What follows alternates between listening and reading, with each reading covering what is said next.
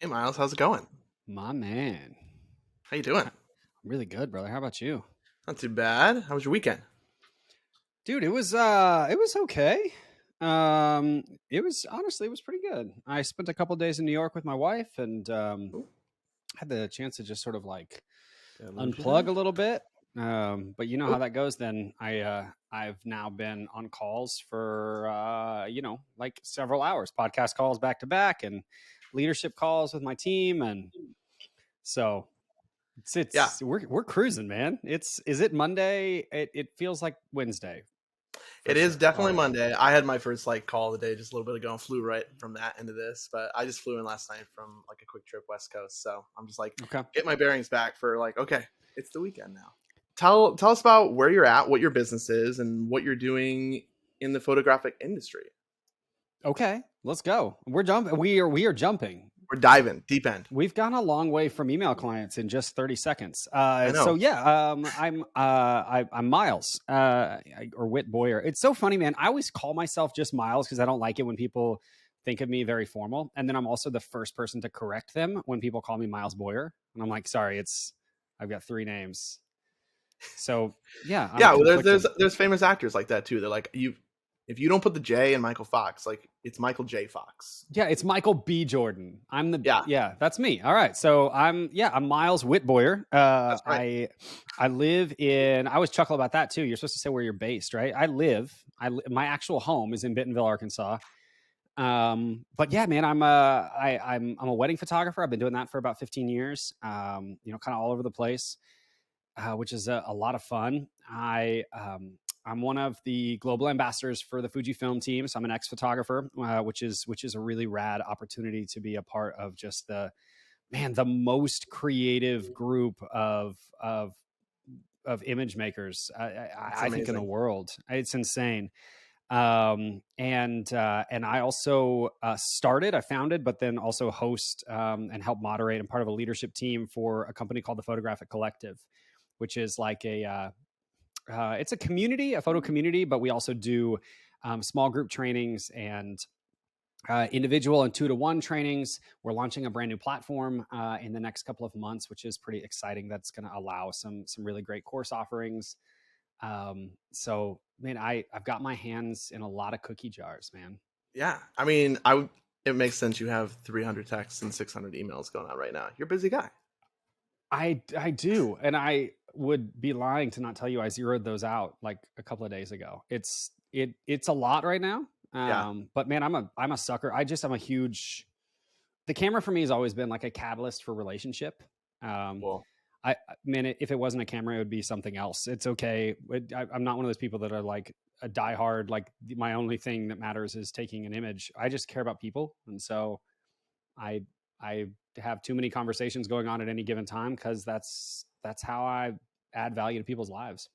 yeah, that's an amazing space to be in. I feel like whenever I call it like riding on top of the wave. Like as soon as I'm on top of the wave and I have a lot going on, I've got to fly somewhere on a Wednesday and a Saturday and shoot a thing and call a thing and email everybody, make a call. I'm really good in that space. Like it's cool that you're like right at the top of the wave. It's when it kind of lulls down this time of the year where they're a little more farther and less frequent between. That's when I go, oh man, did I remember to pack that battery backup thing? I told myself I would. It's that little tiny stuff that starts to get broken up because I'm not sitting at the top of the wave. So Yeah, you're just hovering up there right now. I try and stay. That's funny that you put it that way. I was on another podcast a couple of years ago where the person used and I can't remember the term, but they basically diagnosed me as like a very high frequency person, like just very high stress human, and they were Yeah, like, you're at your best when your plate is full.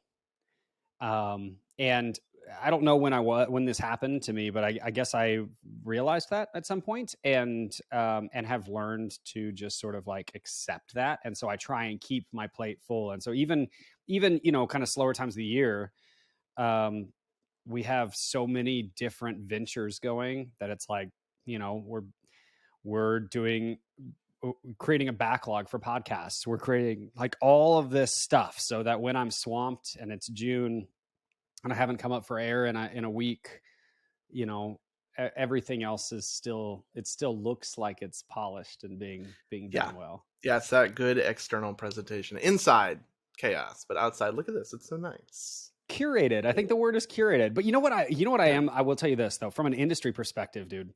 The most refreshing thing that is happening in the industry right now is people being willing to check other people on their bull and just Mm. saying like, dude, I'm so tired of you acting like an influencer who happens to shoot weddings. Like, shame on you. Which are Yeah, you? I You feel know, like that was like happening I feel like that was happening even when I was coming up, that there were these people that it started with the things like, "Hey, I'm gonna present that I'm this really successful world traveling photographer," but if you actually dig into the nitty-gritty of those conversations and those bookings, you'd find out, "Oh, you're doing these for free," which is totally fine. It's totally fine to accept travel work and say, "I wanna go to Iceland and photograph a couple." I don't necessarily think it's totally fine to build an entire brand on that and then say, "This is also I am doing this, and now I'm gonna start educating other photographers in this dude. space." That's Or where worse than doing it for free, sign up for a water. We used to call them waterfall workshops, right? Where it's like, hey, I'm going to host a workshop for like 15 photographers to come with me to Banff, Canada, and then we're gonna hire the most beautiful couple ever. We're gonna stay at the coolest Airbnb ever, and you guys are gonna get to shoot in the Canadian Rockies with me. And then you're going to go home and you're going to tell everybody that this was a real elopement that somebody hired yeah. you for. You're going to, I mean, yeah, I think it's refreshing now that there's enough depth in the industry at the top end. Like the voices at the very top end of the industry are Yeah. authentic enough Yeah. that they're telling everybody down the line, like, hey, if you want to aspire to be successful, you need to do it authentically. Yeah, and there's so many more of those top names now too. I feel like even just a few years ago, it was just like you had your kind of rock star photographers, and Yeah, there it's was and which Jose. is always a It funny was just sentence because Jose, it's like man. they're not. This isn't Tom Cruise or like a politician we're talking about. They're just people that like take images within our industry, You and say that, there's but if you've ever sat in a room with Jonas Peterson, he commands that like that's a good Tom point. Cruise. That's a Jonas, fair point. yeah, He's impossible not to listen to and be like poetically muse me, Jonas. Um, yeah, it's a cool space in the industry that's happening now. And even when I did workshops, I was more focused on like, okay, I want people to go home with tangible, real things like data backup and how to store your images and how to deal with the boring parts of sitting at the desk rather than just like here's two beautiful people on a mountainside. So it's cool that I kind of get to shift back into this now and work on the boring. What is the boring stuff? The sitting behind the computer and calling. Like that's not it's not an exciting part of traveling to Iceland to photograph such and such on the coast.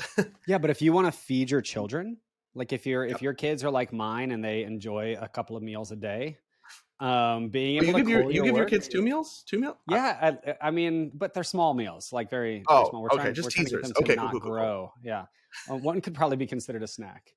But I mean, man, it's like that is you just nailed it though. Like the vast majority of people are so quick to handle the parts of their craft that look pretty.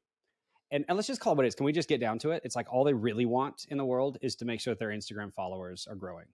1000%. They Right? want to like It's pump like out let's good just nail content it. that's consistent with followers and engagement and whatever Yeah. like the fast track is to that. And it's funny because that's not the point. And I've said it for a while. As soon as you fall out of love with whatever you're doing, let's call it wedding photography, it would be much better for that client to get a photographer who's currently in love with it and all about it than to have me even have an experience if I just don't want to be there, don't want to do it. And so you've got these people that they just want to fast track to the post, and ultimately, like your bride and groom should be your number one priority at all focuses. Their final end product is what's important, and if you Dude, can do and just both, serving awesome. And I them. think a lot of people can, Mm-hmm. but I think that a lot of people choose the first, like how can I get engagement and then worry about the client, and I think that's the mistake Man, direction. So just serving people, just loving on them. Man, I'll tell you a story really quick. I think you're gonna like this. When I onboarded initially, got to know Brady Prier, um, who's the owner of Blacksmith Print Co. And I onboarded as a client, and I'm just kind of like chatting with him. That was a dude that was like at the top of the industry for a long time, but he's lived like 6 lives. He was a professional skateboarder for a while. Like um, he's just sort of a rad human in general. And I'm chatting with him, and I'm like trying to, kind of talk through like, man, I've got a pretty large Instagram following, and I've got the big sponsorships. I kind of have, like, I've kind of got my name in some places right now. So I was flexing with him a little bit. Like, you get some tell me the pull. other people. Tell me the other people, right? That are like, I want to know who else is on this is using Blacksmith. And he kind of chuckled and sat back, man. And I need these humility moments for me are so pivotal. They've meant more to me than any of the awards. He kind of sat back and he's like, I'm going to tell you the name of my top grossing photographer. And I'm like, man, I can't wait. Like, hit me with who am I about to like hang out with, right? And I'll be honest, I don't even remember the guy's name. Yeah, I think it's I some think it random was name. somebody in Michigan. I think it was somebody. I want to say it was like somebody in Detroit. But here's what he told me. He's like, I make more albums for them in the course of a month than I make for most photographers in 2 to 3 years. He's like, this Yeah, is a that's company that is grossing millions, like amazing. cleaning out millions. And I'm like, while we're on the call, I'm looking up on Instagram. Dude's got like 1,100 followers. Yep. And I'm like, oh man, sometimes I think we're so quick to forget that like success can look so different when we're not doing it for applause from people. Yeah, Um, I had sat down years ago with Dylan Howell to be like, "Hey, help yeah. me with SEO," because he was just so brilliant at it and so deep in that end of the pool. And And also he had just said the something. coolest human and also Yeah, really weird. he's just so chill. But he told me this really amazing thing that was just your competition is not at this point in time being in Washington, Ben Chaish, Jordan Both, Kristen Parker. Your Mm-hmm. competition is the top 10 people on Google, and they aren't that great. And so it's Mm-hmm. like that's who my clients are probably reaching out to. Now, occasionally, I'll ask and say, "Hey, who are you talking to?" And I'll hear some bigger names in a fold, and it's because there was a connection, and it's a big wedding Yeah, in yeah. India or something. But for the most part, for my what pays my rent so I can order pizza is going to be the top, just competing against the top 10 people that any regular client is going to look into. And I think that's a really good focus. Yeah, but everybody wants to compete against Jordan and Bench, Yeah, of course. right? And so, but you get in those spaces, man. It's just always like that. Those you can say this as well. You can smile and sit back, dude. I know your work.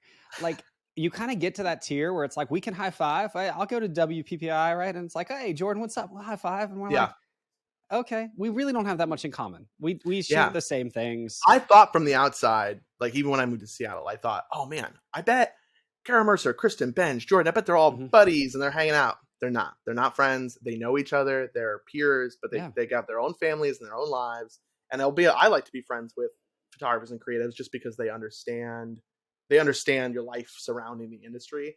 And it's nice to have. But most of my friends that are in the industry, I don't want to talk about photography with them. It's kind of a no, short read. I want to just something different. be friends with them as a person. It's just a camera. The camera gets me to a place where I can have human relationships, and then after that, I don't really want to talk about the camera. So we were talking about riding the wave. I mean, this makes sense. Like you're busy. You're a busy guy. You've obviously got yourself, and you've got a staff and education and all these things going on. And when we talked last, you mentioned something to me that was actually kind of give me a little reality check. You said it would be silly if photographers weren't checking every quarter, like check your workflow. And I don't even do that. I'm Ooh, over here shooting it's Nikon time. D750s because they get the job I'm done. sorry. I have no Oh, feel reason to upgrade. My data backups in a certain way, and I really like that mentality of that. So what kind of brought you to Select? What were you using prior, or the process? What did it look like before? yeah. Well, okay. So let me break that down in like Yeah, a really tangible, like something people can chew on, because I think the statement I actually said to you was, if you're not auditing your business yeah, on that's a a better like way. monthly or bi-monthly or quarterly situation, you're assuming that the industry isn't changing around you. Yeah, Like that's a much you're more just a eloquent way. so everybody wants to like think about it like this, right? How often do you work with a business coach, right? And they're like, well, make sure that you raise your prices every year. Why would you raise your prices annually when you're getting hired weekly? Why would you do Yeah, that? It makes zero sense for you to at some point in November say like, I should probably raise my prices. You should raise your prices incrementally every time you book, because you become more valuable every time you pick up a camera, period. Hard yep, stop. Everything else is evolving as well, though. So your camera, well, maybe not yours because you haven't bought a new one in 10 years, but most people's cameras are more technologically advanced now than their absolutely. last camera was, right? Most people's ability to utilize an editing software is better now than it was a couple of years ago. Lightroom now will do all kinds of like cool AI masking things it couldn't do a few years ago. people used to need plugins like Luminar or something like that to achieve a lot of this. And now it's being brought into Lightroom. I know a ton of photographers that don't even own Photoshop anymore because there's so few moments that they actually need Yep. to correct individual pixels that they're just like, Lightroom does it for me, right? All of these are examples of things like we used to use large hard drives and now we use SSDs because they're safer. Server space used to be astronomically expensive and now it's like pennies. And so if you don't have online backup of your stuff, it's silly and shallow. Yeah. Anyway, the point here is, unless you are still carrying around like a CD Discman with like the Sony headphones and in your fanny pack, probably life has changed for Yeah. you. And your business should continually change as well. And so before utilizing Select, there was a number of other realities going on. I wasn't using a 100 megapixel medium format camera that shoots absolutely enormous files, right? So Lightroom was a lot more effective. I could do culling a lot faster in that. Also, I wasn't shooting as many files. I wasn't processing as many files. I didn't have as many weddings. I didn't travel as quickly. Like, efficiency can be something that a lot of creative businesses fail because they focus too much on. And I think I've said this in a lot of podcasts where I say, like, efficiency is the enemy of art. But you have to be, to be successful in this business, you have to be both an artist and a business owner. Yep. It's a lot of hats And to wear. yeah. And so at some point, long story short, at some point along the way, what ended up happening was I started to feel the fatigue in these like monthly, bi-monthly audits of my business where I'm sitting back and saying, where am I stressed? What's causing me anxiety? Are my employees being paid well enough? Are they not being paid well enough? Am I making enough money? Am I making too much money? Am I investing correctly? All of these things started to come together, and I'm writing down on pen, physically writing on pen and paper. And what's coming to play over and over and over again is the backlog of editing is starting to stress me out. And so, why is that? I've got the brand new fast MacBook. I've got the everything. Why is this so obnoxious?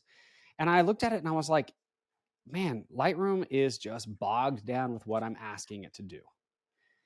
And so you know this story a little bit. I was already using Publish for my blogging, and I'm a huge, absolutely massive believer still in blogging, and that's a whole other thing. But you guys can take it from this podcast and bank on it and just take my word for it. But in 5 years, those of you that are blogging right now are going to have mammoth businesses, and those of you that are not are going to be trying to catch up.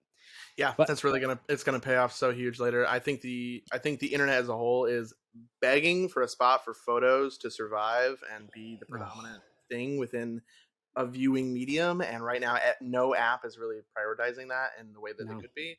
And so the ability to have a space where you're like, you know what, I'm going to dictate my own image flow, and it's also going to benefit me SEO and just strategically. yes, I completely agree. I think in 5 years, it's blogs are. It sounds. I mean, look at Tumblr having growth for the first time in forever, right. because So weird, people want super it. weird. And people are like, "What is Tumblr?" And it's like, well, those of us that were alive in the '90s, It's where the but cool kids hang out. It is. It used to be cool. So anyway, I was using Publish already, and Rebecca from Narrative reached out to me when Select was in beta, right? And she was like, "Hey, I know, like we have this new thing. We'd love for you to just try." And I will tell you, although I love new processes for my business, change isn't an easy thing for me. I'm a big believer in changing slow. And so like photographers that go out and are like, well, I shoot the Sony A, whatever the newest one there, it's like a calculator, whatever that is. But then tomorrow I'm going to buy the R5 because Canon's like, those things stress me out. Yeah, that's a big change. It's part of the reason I haven't changed gear, because I go, you know what? There's nothing I'm going to get that I'm going to be able to produce. There's nothing. I don't have any limits right now, but I feel that. You're not wrong. So Rebecca asked me to kind of like beta test this program. And so I'm like, you know what? Okay, I will. I hate to say this, but I'll say it almost as a favor. I just love her. And so I was like, yeah, sure. Like, yes. Okay, I'll do it. And she gives me the walkthrough, and then I close my computer and I forget about it. And no, I'm not kidding. And probably a month later, maybe 2 months later, I'm sitting back through this kind of auditing process. And I'm like, what is it that's stressing me out? I'm like, again, I'm finding the exact same roadblock. I'm like, okay, you know what I'm going to do? I'm going to load all of this images. I've got 7,000 photos or whatever from this one wedding. I'm going to load them all into Select. I'm just going to see what happens. And dude, it was the first time that I had just given it a chance to breathe. And not on the other end of a call with her, not when I was under pressure to get something done, but I just sat back and I watched it. I was like, you can intimately tell that this is a program that was designed by photographers for photographers. And it is like seamless. And it's beautiful and it's elegant, but it isn't bogged down with a whole bunch of crap that I don't care about. And so I was just sitting there and I was just like mindlessly culling, like I have done 500 times in my career, but I was mindlessly culling at a speed I've never done. And then I got done with it and I sat back and I kind of looked at it and I was like, oh crap. Wow. Well, now what? And I look up and I'm like, I remember Rebecca saying like, now you click the ship button. And I'm like, click ship. And it opens up in Lightroom and everything is like blazingly fast and it is just done. And I was like, oh my gosh. One, I wasted the last 2 months, not utilizing this because I didn't take it seriously at first. But two, imagine how much time I could have recaptured in my life and in my career if I had not fought this kicking and screaming for the last probably 2 or 3 years. And so all that said, I can't even imagine, like with a file out of the D750, which by the way, I give you a hard time about because it says Nikon on it. And I'm a Fujifilm team photographer, but I actually kind of love that camera. And it has lossless ISO at ISO 100, which is insane. And there's some really cool elements, but I can't even imagine how fast. Like I'm talking, dude, 103 megapixel large format. The only thing holding me back on my end is hardware in terms of like my computer speed. Otherwise, like things like Select, Lightroom, the D750 files are so kind of archaic comparatively to like what's pushing out there now. And I've worked with larger files and I've shot weddings on T850s and just like really Fuji medium format cameras. But yeah, for somebody like me, it's insanely fast. Like the speed is out of this world compared to anything else. And it's a silly moment. When the first time I used Select, I went, whoa, this is incredible. What was I doing before? Why was I not using this? I was gonna say I made this video for Select like not long after it came out. Where I was kind of talking through, it was like a screen capture and over my shoulder and all this stuff about how I use it. But it was supposed to be a joke. I was like, I'm going to interrupt this. You know what I'm going to do? And I'm going to say during the video. So you load the files and you let the filter work and then you go make yourself a cup of coffee. And so it's like I had already set up. I had like, the water's already boiling and I was going to make like a pour over. And so I'm like, cut to a different camera in my kitchen and I'm doing a pour over trying to make a cup of coffee. And I'm no joke, man. I come back into my office assuming now it's like there's going to be a cut and then we'll figure this out and whatever. I came back in and it was just sitting there waiting for me. Yeah. And I was like, wow, I just filtered all the way through all of the closed eyes, lazy eye, blurry images, all the crap. I just filtered it in less time than it took for me to make a pour over. And I was like, oh my gosh. And so all that said to me is I now get one extra cup of coffee every day that I cull, which is also wonderful. What else have you felt in whether it be with your client interactions or even just your actual real life balance? What has Select like manifested? Would it be a better end product? Is it things with your clients and your interactions with them? What I think what it actually has done in like a very tangible way, it's made my my time editing have so much less fatigue.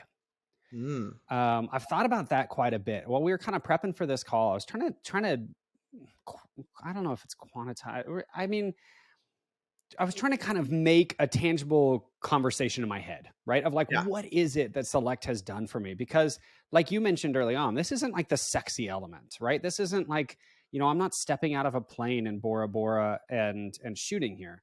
Yeah, you're in pajamas with your pour over. Literally, yeah. And so what I think is interesting though, is that when you remove the fatigue of the cull, Um, and I've learned to do a lot of that in camera over the last 5 or 6 years. That's just been a very intentional part of the way I shoot, is not overshooting. It's one of the reasons why I actually don't like the cameras that are like 30 frames a second, Yeah. because I don't have any interest in having just more to go through. How many are But you when walking you, away with on a typical wedding day, by the way, anecdotally or side note? if I'm only shooting a medium format system, we're looking at like just out of my camera, probably 3,000 files. Okay, cool, cool, cool. Yeah, Um, that's I used to be up in the like 35, 45, even like mhm, 5,500 once you throw a couple photographers at it, and I started mhm. to notice the cull fatigue as well, and went, okay, let's start conscientiously slowing down. I don't need Yeah, 6 angles of the ring pillow. Let's chill out. no. I need like 2,500 images from a day, and that'll get me what I Mhm. need. So that's Yeah, and that's still delivering, by the way. That's still delivering like 900 to 1,000 images. I mean, yeah. it's like you start to realize you were just overshooting stuff out of panic, out of fear, and Sometimes out of anxiety that I'm just standing there with a camera not doing yeah. anything, and You're I'm like, oh, I oh better they're paying me. the I gotta the bride's putting on deodorant. I better take pictures. yeah Like, yeah. So I started to realize really quickly, like I could relieve a lot of that fatigue in camera by just being more intentional and shooting on purpose. But but I think that most people get so backlogged, they get frustrated with their editing process. I mean, here's a statement for you. How many photographers would not have immediately jumped into simply buying somebody else's presets and using somebody else's color science if not for that fatigue? yeah But by the time they even click into the develop tab in Lightroom, they're already exhausted. They're already sick Yeah, of these I'd say images. it's half your people are doing it for either fatigue because of the editing process in itself, or fatigue in trying to get to a destination with their editing process that they haven't achieved, and they Yeah. saw the quick shortcut. So we got to where myself and my team, we got to where suddenly we had this whole like language. For years, I just used flag on flag, flag on flag, flag on flag. But now there's like this whole language where it's like, okay, I've got, purple is a pic. It needs to be edited. 1 star, it means that it's probably going to go on the blog. 2 stars means I want to build a reel out of it. 3 stars means it's going on my Instagram page because it's a banger, right? And if I flag it purple and green, it means like it's time to throw this thing over on the website. But now I've got this whole language with my team, and this can all happen so quickly that then as things get spread out to in the design process, or we're building a reel around it, or or I just need to update a blog post. All of these things all happen inside Select. And then Select does all the heavy lifting for me. So by the time I move over into Lightroom, there is no Lightroom fatigue. And it's so funny to me because we talked, remember, like midway through 2020, everybody was talking about Zoom fatigue, right? And it was like Yeah, such a legitimate thing. People were like, you're on calls for too long. You need to step away. You're doing this too much. But nobody has ever said the word Lightroom fatigue. And I promise you, every photographer that listens to this is going to sit back in their chair and is going to say that's exactly what that yeah. is. There is a very distinct feeling, and the only way I've ever worked around it myself has been to emotionally detach from the culling process and just go at it like just like a merciless person, just Mhm. firing through it, no emotional attachment to like how they look, how they feel, even how I felt in that moment, or how it overall looks. I just want to get good images done so that I can finally push that task down my list, sit in Lightroom, and then deal with the Mm. next part. And so the But you know ability what? to You know what's scary though? Here's a statement. I hope it puts you off balance because it does me every time I think about this. Um, how many hundreds, probably thousands, maybe tens of thousands of great photos have you chopped yeah, and never even known it? I'm talking like, what if photographers like y'all that are listening to this, what if the best work that you've ever done, you never even saw? yeah, insane. And it's because you're trying so hard to just like third person that culling process. It's the reason why I'm such a big not believer in AI culling. It's the single biggest reason, because you know what, I've tried it and there were moments where when I was trying it, I would see these files that were like, yeah, maybe they're a little soft. And I'm not talking the ones that are like super in right now where they're blurry or they're motion blurred or whatever. But like maybe it was a moment. One comes to mind here. Here's a true story. I shot this image a few years ago of the bride's grandfather, and it was like a direct on headshot. This guy is like, he looks like something right out of the Crocodile Hunter TV show, or Alligator. Was it? It Yeah, was yeah, yeah. Alligator Hunters. Alligators. Yeah, I should know my continents. Anyway, Alligator Hunters. Um, I mean, this guy is like huge beard. He just wrinkles for days. I mean, he was just a fascinating human. But it was absolutely a portrait, but it was kind of a candid portrait. He turned and caught me shooting him. And so it was a little bit soft. And this is one of my favorite images I've ever taken of a person. And there's actually a 2.0 to that story because, and this is sort of heartbreaking, but he passed away just a few months after that wedding. I And was so wondering if that was it, where this was gonna go. I have this fascinating image of this incredible man that was taken on one of the most important days in this woman's life of her dad. And I could easily have missed it. And if I used an AI process at all, it 100% would have missed Yep. it.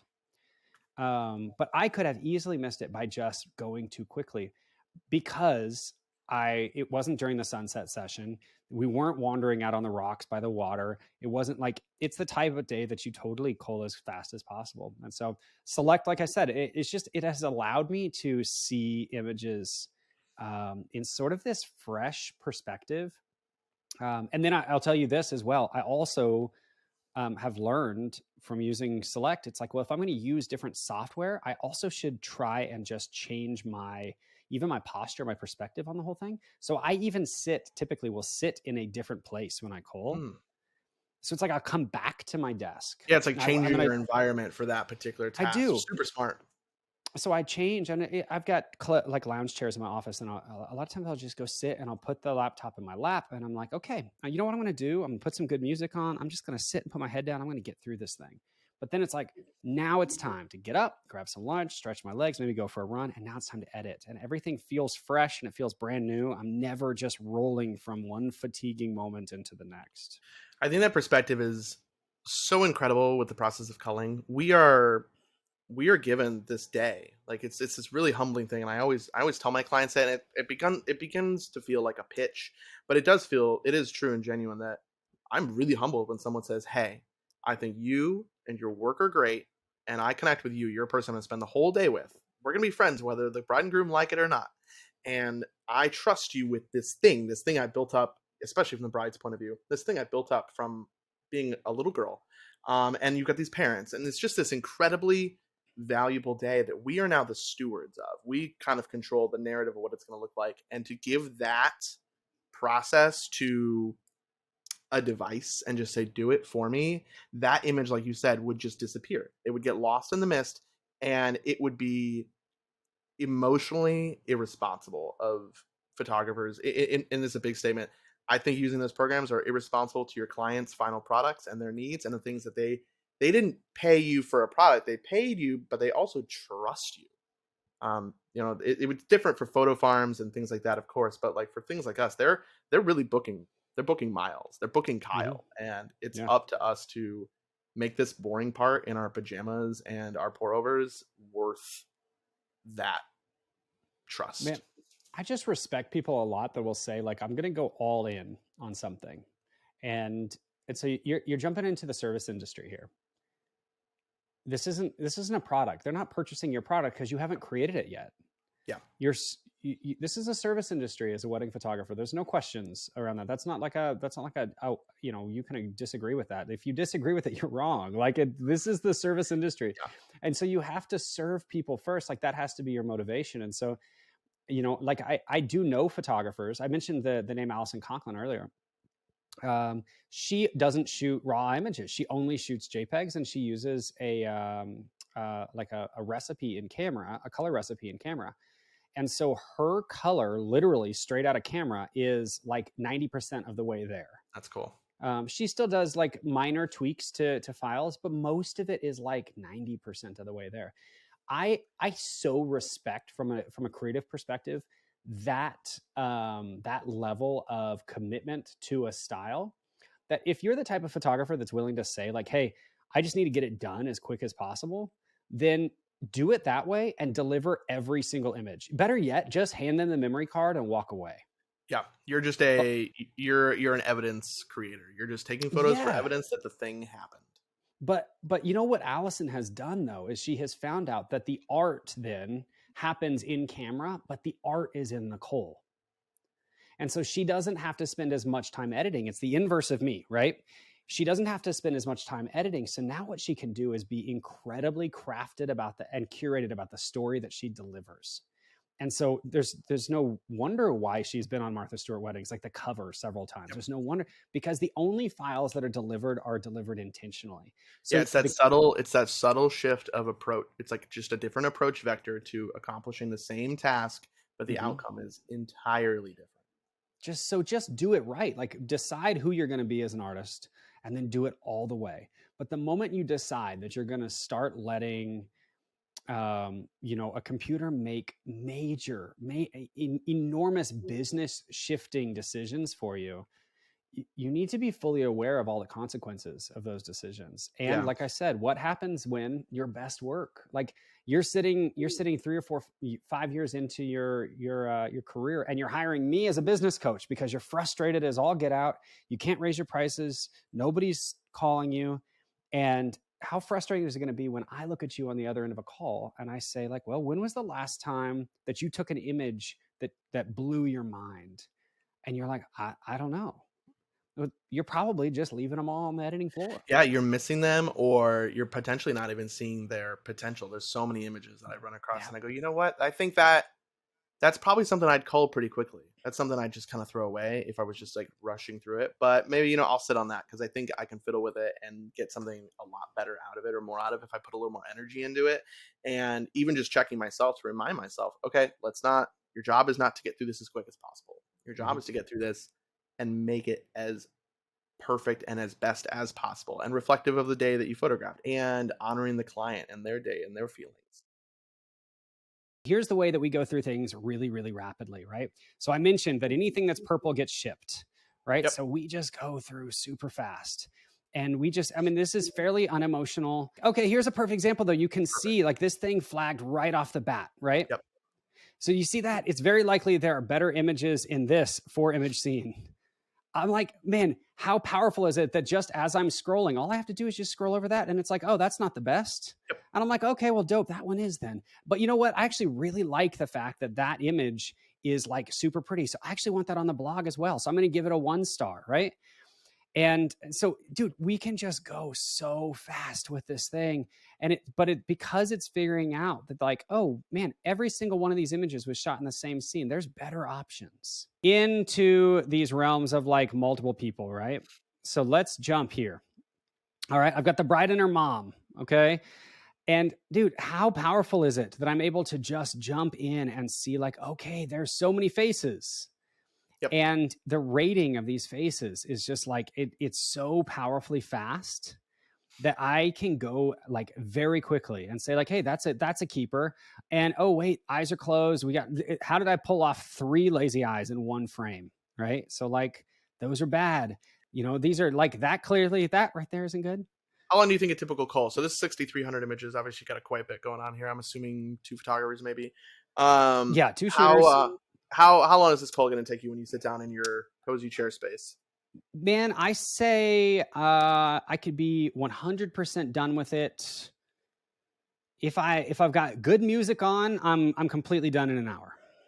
It's amazing. And what was Completely that done in time an taking you hour. before when you were more fatigued through it? When you were using Lightroom or any other color process? Let's say maybe 2, 3, maybe 4 hours Oh, realistically. that's a huge. I mean, Um, 2, even just 2 hours of found time in your business day is tremendous. yeah, it's absolutely. I mean, an enormous amount of time, and then especially when I say the fact that then I don't actually, because we use outside editing, like on staff editing for a lot of this stuff. Yeah. It actually allows me to only ship the things that I need to edit to myself. Right now, that's a little bit of a complex. I don't think that will apply to a ton of the photographers that are listening, but for instance, like often at the end of a wedding day, the only thing that I'm looking for, or the end of a call, the only thing that I'm looking for are my 1 stars, right? The Because stuff I'm that you're looking going to for the blog. stuff that's going to my blog, yeah. Is And that so also I'm going gonna to preview for the client or anything like that? I mean, technically a blog is a preview, but The is that blog is the happening? preview. Yeah, is that happening pretty shortly within a short window of time after your wedding, Yeah, or are you usually within like maybe a week or 2 weeks at the cool? very most. They'll get sneak peeks back from me within 48 hours. But that's just like a couple, and it's usually Yeah, like a shot for their social media or something like that, right? Within about a week, usually I'm taking all these 1 stars and I'm pulling just them, right? So like, well, let's grab a couple 1 stars and just sort of like look at it, right? Okay, so and these obviously aren't even time synced with the two different photographers' cameras, but like let's get down to the meaty stuff. And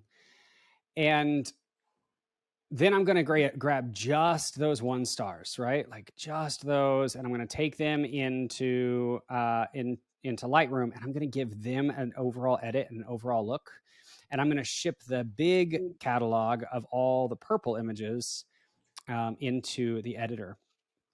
And when I get done, his job is to maybe, as best as possible, make sure that the entire gallery has the same look and feel as the blog. amazing.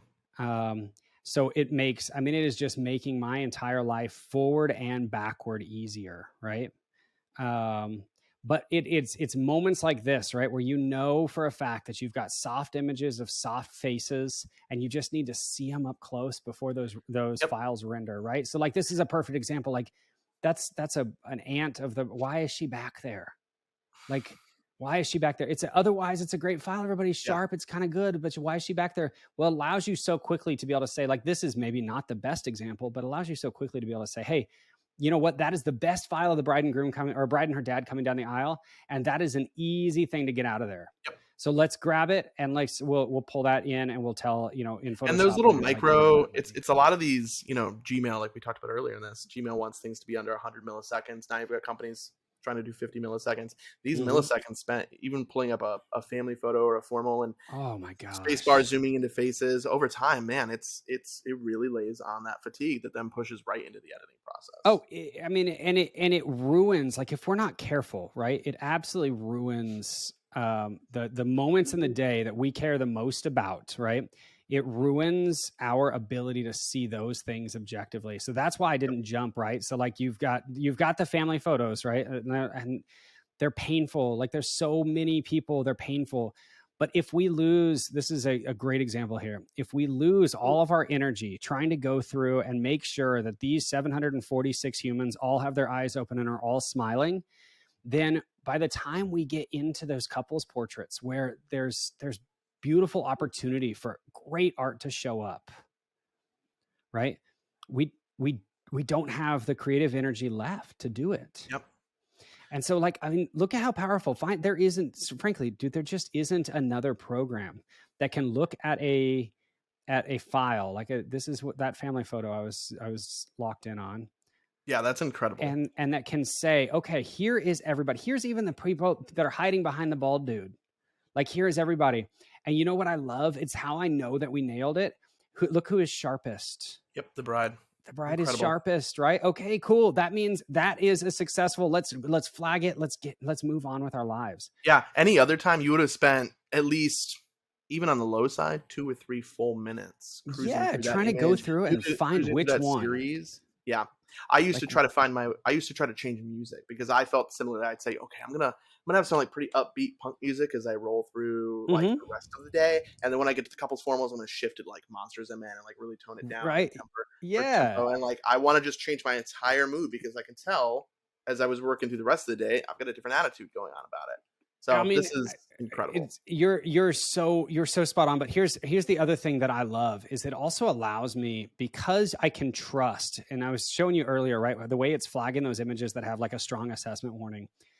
It allows me to see images really really pulled back. Like I can cull from about as far back as I can get, because I can trust those moments Yep. are going through that assessment warning.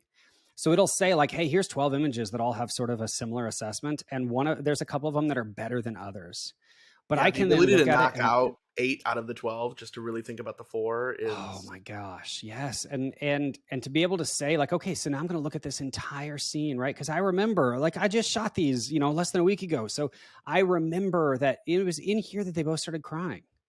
right? So it's like, oh my gosh, there it is. Yeah. So there's the tears. Now let's find the one that's the best one, right? Yeah. And like I remember, he only had one job. I told him like, here she comes, right? You're supposed to turn her sideways to me, but that's the only advice I'm going to give you at all, right? Like other than that, just be present, have fun. And instead, what he ended up giving me was this like insanely beautiful image of him crying down her back, right?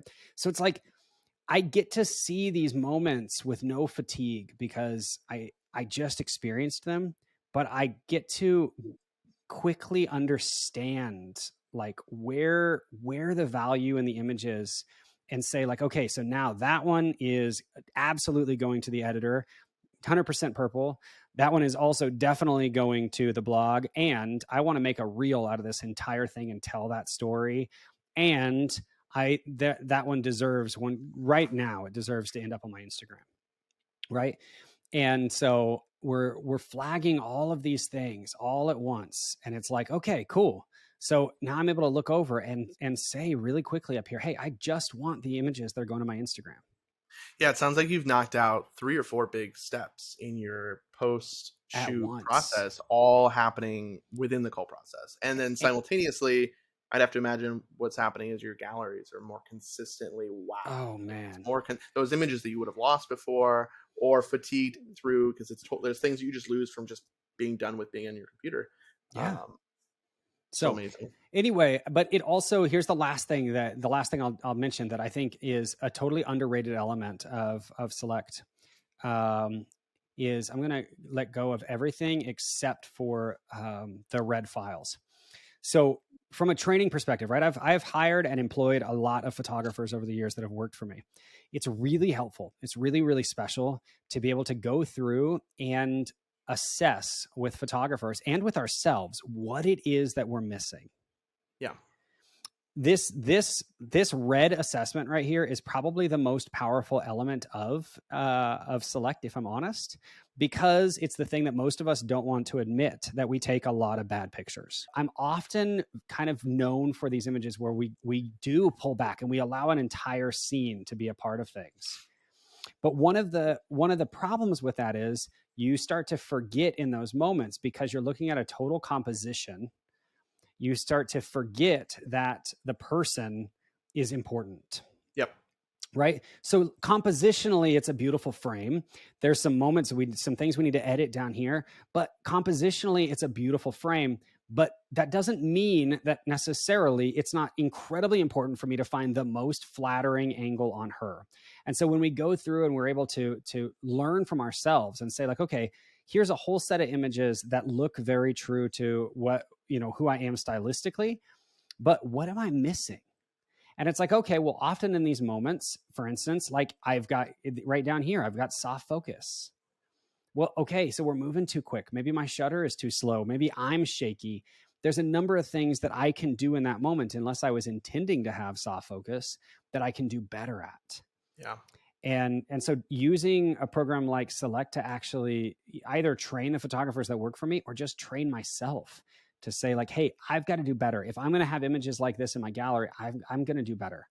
And so we've got to back into those moments though, and be able to say like, what other aspect, like where else can you receive training like that? And where you can understand that like, often we're just reacting to moments that are happening around us. And so movement or, like half blinks or whatever, stuff like that, it is going to happen, right? Like I can't help, nor should I try to help that for instance, in this situation, the bride's sister had some cognitive disabilities, and she was an absolutely beautiful human, but she just socially, there was some differences in how she reacted to moments than maybe a lot of us are used to. And so I had to be very sensitive in the shooting and in the editing of these moments to make sure that looks that maybe a lot of us wouldn't have been thrilled to include in frames are okay. In this situation, it's okay. Yeah. But this system allows me to see those and to make those judgment calls really sensitively, and to say like, okay, in this situation, or maybe in this frame, I've got, I do have closed eyes, so that can't be the one, right? Like it just can't be the one. but it also allows me to be very sensitive to things that, like, I want to make sure that the bride's sister, this woman right here, that the bride's sister does feel confident when she sees herself, even if there was uphill battles there. Yeah. I think Um, that's it's one poor image in a gallery can tarnish really the entirety of the thing and give a new perspective that as the bride cruises through. I think it's an important thing to think about when they're going to sit on their computer, their iPad, their phone, whatever, with their partner, and they're going to look through the whole day, as are their friends and family. And that first image that's just not there's a blink or a strangeness in the face or there's something unflattering will mar consistently the rest of it. So Oh man. But you're exactly right, man. But here's where it gets tiring, right? Like, everybody knows this. yeah, When you the get reception. down to the time when we hit that reception, right? And it's like, all right, the flashes are pumping, everybody's drunk, we're dancing like, absolute lunatics, and half the images are like, there's so much motion, there's so much happening. We've got to be able to go through this stuff effectively. And these are the moments, like, it's not coincidental. By the way, guys, and I'm not kidding when I say this, please hear me out on this. It is not coincidental that, like, a third of the great images that you see that win the Fearless Awards are from receptions. And it's because photographers are taking the time to cool down and truly find those powerful images. Yeah, you really have to get critical on the micro expressions of things because there's so much moving going on, and the clients have let the guard down too. By this point, they're comfortable with you. The guests are comfortable with you. There's booze going on. This is where people are probably more than likely their truest happy version of themselves. So Yeah. I agree with that. I spend a little bit more time here because I'm looking for that perfect little micro interaction. It looks like the bride is at a rave and she's just having the best time. Man, and this was an odd one for me. I mean, I don't pull this up. Here's the interesting thing is I didn't really pull up like a award-winning wedding for me. This is just sort of an average. It was beautiful. They were a great couple, but just sort of an average wedding. But it was really interesting. It was really disjointed because the wedding itself was at this, like, absolutely stunning, like, early to mid 1800s mansion, and then the reception was in this kind of odd barnish building that was on the property that felt like a little bit of a side thought. And so lighting was complicated, but the dance party was just unbelievable. So I was trying to be very cautious in the cropping of stuff to make sure I wasn't including too much of the building that, like, wasn't overly flattering. But there's a few frames in here that I can tell you the bride started doing limbo underneath one of the trombones from the band, Awesome. and it's like, it's those things. It's like, man, if you get going too quick in Lightroom and you're not taking your time in the cold to say, like, I'm going to be very specific about that. Man, I'd had a couple of drinks at this point. We were all having a blast. Like, everybody was going far, far too hard right in here. Oh yeah, there it is. Um, like, you just miss those moments. You forget that they existed. But there's a few moments in here, right, that are like, dude, what a hilarious photo. And I mean, yeah, there's moments here where it's like we could grab the wrong one, and because we're going too quick and we totally miss it, or we can grab the right one and now we have this, like, just epic story. Yeah, incredible moment for her. I mean, a hilarious moment for her. And so, again, I mean, I'll say, so this was the one that ended up getting, of all of them, this was the one that ended up getting the Instagram star for me. And hold on, I grabbed this one. It ended up getting the Instagram star for me. Yeah. Because every piece of that told the story for me. Yep. But I needed to be able to see the whole group of images. I needed to be able to understand which one I wanted. And I'll tell you, this one hasn't gone through the assessment yet, so you can't see it yet. This one would not assess as the strongest image. There's no way. But if I was using any kind of AI program of any kind, It would have cut this right this out. would have immediately called out because she is completely out of focus. It would have gotten chopped immediately. And so it's the same types of things. It's like, I think often we don't think through how incredibly important certain moments can be. Because often, like, we also get to the end of a day and we're just exhausted. Yeah. And so by the time we get to an end of a wedding, we maybe subconsciously don't realize that, like, that exhaustion has rolled into the culling process. I think that's why people do backwards culling. It's we're trying. We've been trying. This has been an issue with photographers Hmm. and this industry for some time. We've all been trying to find a system, an approach. I've done it in chunks where I go, okay, today I'm going to do getting ready, and then I'm going to do ceremony, and I'm going to do formals, and I try to break it down, or I try to cull backwards, or things like that. And I having an app, having a piece of software that really Yeah. builds that system for us is the answer. Well, and I'll tell you guys. I mean, the problem that I see, for what it's worth, but the problem that I see with backwards calling and things like that is that you shot them chronologically. You built that schedule on purpose. You experienced it chronologically, and so did they. Yeah. And so when you jump around, when you edit out of order or whatever, you are taking yourself emotionally out of the way that you lived it. And so I think it's definitely based on the idea, the concept that maybe the last image you shot in a series is supposed to be the best one, but mm, maybe anecdotally in that moment it feels like it, but once you actually look at focus, eyes, composition, everything, yeah. it's pretty rare that in a series of 10, the last or the first are your best ones. It's probably somewhere floating in the middle. No, we taught a. Yeah, I think you'll love this. We taught a workshop a few years ago about curating your work, and one of the things that we told to people is that the place where I see most photographers go wrong is that they're always looking for their best photo. So they go through a set and they're always looking for, like, this is, out of these 8 images, this one is the best one, or it's the most perfect one, right? And it's the one where, like, her forehead is against his forehead and both of them settled their weight and both of them are like, it feels like they relaxed into a moment or whatever. And again, this is just from like a psychological perspective, but it's the one that people will have about 100% of the time. That's the image that people will have the least emotional connection to, Yeah. because we don't live our lives in those moments. There's a reason why it takes so long. It's hard to find them. We live our lives in the moment where we're transitioning into those moments. We're trying to get there and we're constantly trying to get there. And so frequently what I've found is that, like, I don't know what you would call this from a culling perspective, but like, find the best image of the set and then select the one before it and give them that one, because that's the one that they're going to see themselves the most in. That takes a lot of courage, but if you want to know what that looks like over the course of a career, click into my Instagram, because I only share images. I promise you, I literally only share images on my Instagram that there is a tangible imperfection to. That's our biggest selecting concept Yeah, for it's what the we. thing where there's real life motion Mm-hmm. and trajectory. You know, it's something I told brides when the bride or the mom will be like, "Hey, you're gonna take a photo of the dress hanging there in the corner," and actually, it's become a photo that I'm like, "No, I'm not. I'm I'm good. not gonna do that. I'm okay. I'm gonna do it while you're getting into it and you're getting onto it and you're getting Mm-hmm. excited about putting your dress on your wedding day and you're moving and there's probably a blur and a change and you might not look perfect in that moment, but it's the one that feels real rather than just a dress. It's just a dress hanging on a wall. That's not Yep. really doing anything for me, and it's not going to do anything for you later. Yeah. Yeah. You're exactly right. And so, but being able to accept here's the juggle. Here's the battle. How do you take all of these elements?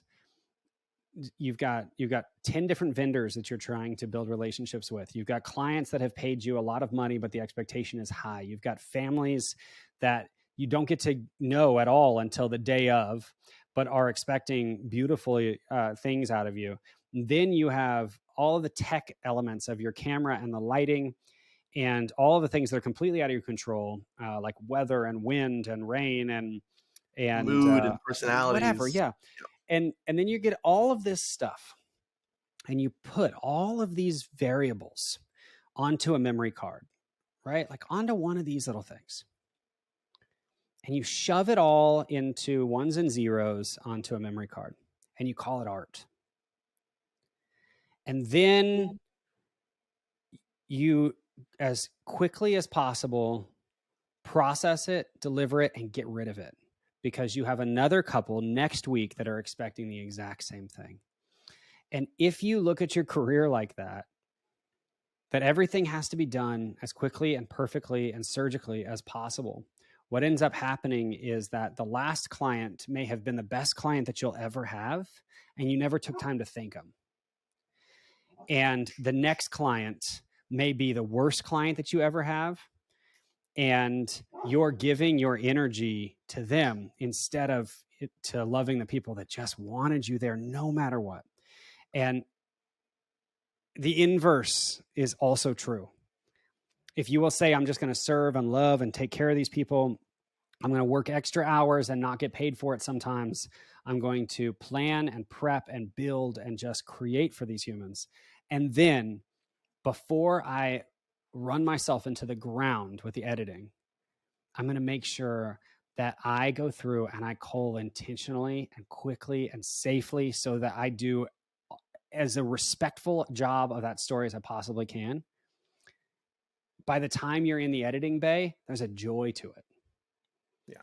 And that's where I think where we've got to kind of like start to wrap this entire concept up, is to say, like, if you aren't enjoying creating the work that you're delivering, the problem isn't that you're probably in the wrong industry. The problem is that you're spending too much time and too much energy in the parts of the day that are sucking your soul out of you. So like, find ways to streamline that. And dude, that welcome interselect. Thanks a Yeah, lot, I was gonna James. say this seems like a good segue for me to ask you. If you give me your 10 to 30 second, if you were to try to tell somebody in this industry that has not been using Select or hasn't even heard of it, why should they be? Not from just a standpoint of, oh, it's fast, but why, from your business perspective and your outlook, should they be using this product? You've intentionally chosen the gear that you use, I hope. You've intentionally selected the camera that you're holding. You've intentionally selected the shoes that you're wearing. You've intentionally selected how you did your hair that day, what your website looks like, the copy in your bio. Every element of your photo experience has been curated down to build something that we all call this, it's our brand. I think that term gets thrown around a lot, but all of it is built around the sale. It's like closing the next client.